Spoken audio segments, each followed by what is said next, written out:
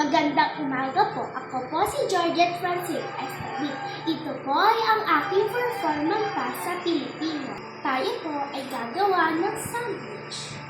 Maghugas po muna tayo ng ating mga kamay.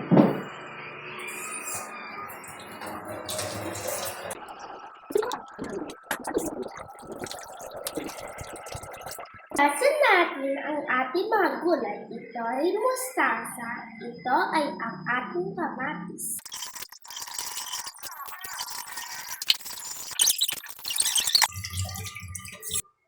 Tapos na natin hugasan ang ating mga gulay. Ito po ang mga hakbang sa paggawa ng sandwich. Una, ihanda lahat ang mga sangkap.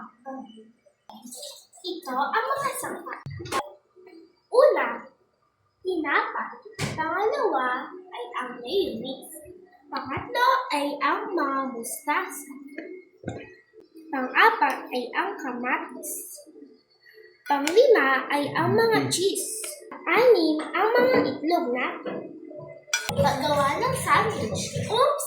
Tandaan, maghugas tayo ng ating mga kamay bago gumawa ng ating mga sandwich. Simulan na natin ang ating paggawa. Una, kumuha tayo ng 2 tinapay. Pangalawa, lagyan natin ito ng mayonnaise. Lagyan natin ang mga paligid nito.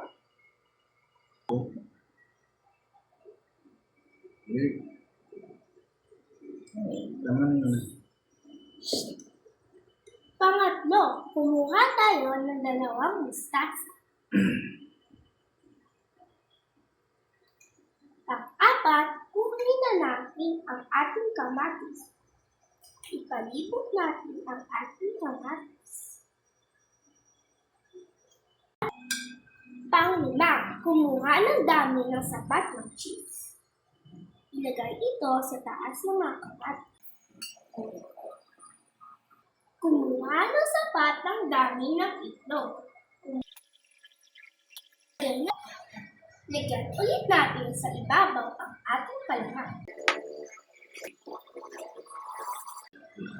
Panghuli, ilagay na natin ang ating pangalawang tinapay. Ito ang mga hakbang sa paggawa ng sandwich. Salamat po!